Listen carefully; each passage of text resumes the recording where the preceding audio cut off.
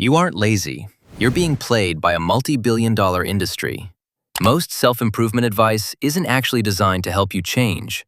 It's designed to keep you addicted to the feeling of potential while you remain exactly where you are. Stop falling for the productivity hacks that are actually sophisticated avoidance tactics. Think about it. If the self-improvement industry actually worked the way it claims to, it would bankrupt itself. It would be a catastrophic business model. You would read one book, watch one masterclass, fix your life, and never need to buy another product again. But that's not what happens, is it? You read a book, you feel an incredible surge of motivation, you change absolutely nothing about your daily behavior, and 3 weeks later, you are back at the bookstore or scrolling for the next video to chase that exact same high. The industry doesn't rely on cured customers. It relies on recurring viewers. It operates exactly like a subscription service, and the product you are subscribing to is the illusion of your own progress. They keep you hooked through intentional vagueness. If a guru told you exactly how to write a Python script or exactly how to format a balance sheet, you would either do it or you wouldn't. It would be binary. It would be functional. Instead, they sell you concepts like finding your why, unleashing your inner giant, or optimizing your morning routine. It sounds profound. It feels deeply important when you hear it. But because it lacks any specific, actionable friction tailored to your actual life, it never quite solves your problem. You are left feeling incredibly inspired but entirely stuck. And when you realize you are still stuck, what do? You assume you missed something. You assume there is a secret you haven't uncovered yet, so you buy the next book. You watch the next hour-long podcast. You keep feeding the machine. Look at how this trap has evolved. If we rewind a decade to the 2000s, the trap was obvious. It was the toxic hustle culture. It was the era of sleep when you're dead, grinding 24/7, and wearing burnout as a badge of honor. We eventually realized how destructive that was, and we collectively pushed back. But the industry didn't die. It just adapted. Now, here in 2026, we have supposedly evolved. But we haven't escaped the trap. We've just traded the hustle culture for optimized wellness traps. The pressure hasn't disappeared. It has been rebranded as holistic optimization. Now, instead of feeling guilty for not working at 2 a.m., you feel guilty because your sleep score on your wearable ring wasn't optimal. You feel inadequate because you aren't perfectly executing a 3-hour morning routine involving cold plunges, red light therapy, specialized greens powders, and a perfectly curated aesthetic journaling app. They took our anxieties about not being enough and monetized them under the guise of self-care and mental optimization. You aren't actually improving your life.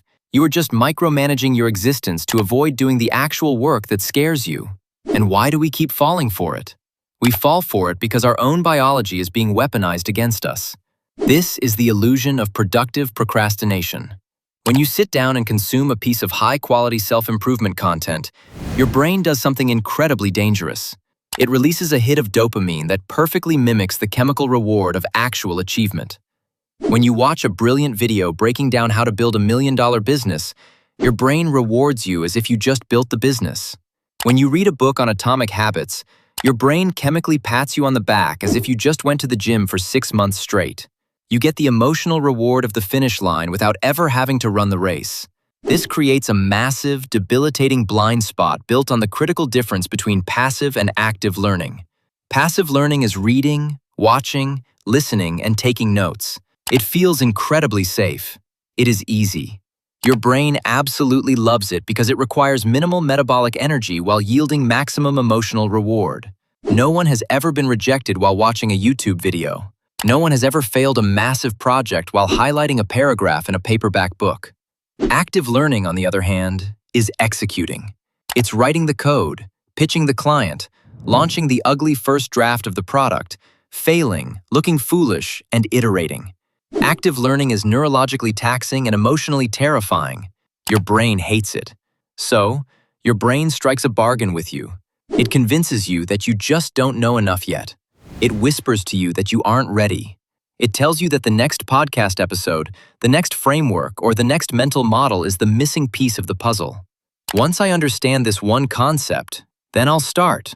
You are using the endless acquisition of knowledge as a sophisticated shield against the vulnerability of taking action. You are hiding behind a wall of books and productivity apps. If you want to actually change your life, you have to break this cycle of endless optimization. You have to violently shift from a consumer mindset to a producer mindset. You do not need more information. You need more execution. The first step to breaking out of this matrix is establishing a strict, non-negotiable ratio of hours spent doing versus hours spent learning. Let's call it the do-to-learn ratio.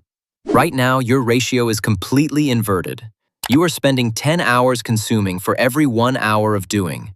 From this moment on, you need to enforce a 3-to-1 ratio. For every 1 hour you spend consuming advice, whether that's reading a book, listening to a podcast, or watching a video like this, you owe the universe 3 hours of actual, messy, focused execution. If you listen to a 2-hour interview with a successful entrepreneur, you now have a debt of 6 hours of deep work on your own business. If you cannot afford to pay that execution debt, you are no longer allowed to consume the content. Period. It forces you to stop using learning as a procrastination tool. The second step is adopting a just-in-time information diet. Stop stockpiling knowledge for situations you are not currently facing. If you are not actively building a website today, do not watch a tutorial on search engine optimization. If you do not have a team of employees, stop reading books on corporate leadership. Only seek out information that solves a specific, immediate, bleeding neck bottleneck in the exact project you are working on right now. Everything else is just entertainment masquerading as education. Treat information like a tool you only pick up when you are standing in front of the nail you need to hammer. Finally, you have to embrace the ultimate, uncomfortable truth that sits at the very core of the improvement paradox. Are you ready for it? The best advice you will ever receive is the advice you are already actively ignoring. Deep down, in the quiet moments when the podcasts are turned off and the screens are dark, you already know exactly what you need to do. You don't need another framework to tell you that you need to make the cold calls. You don't need a new Notion template to tell you to sit down and write the first draft. You don't need a perfectly optimized morning routine to know you need to have that difficult conversation or stop eating garbage and go to the gym. You already have the answers. The problem isn't a lack of knowledge. The problem is a lack of courage. You are scared of the friction. You are scared of the failure. And that is okay. It is human to be scared. But you must stop pretending that buying another book or watching another video is going to somehow make the fear go away or do the work for you. Stop preparing to begin. The time for optimization is over. Sit down, shut out the noise, and just begin.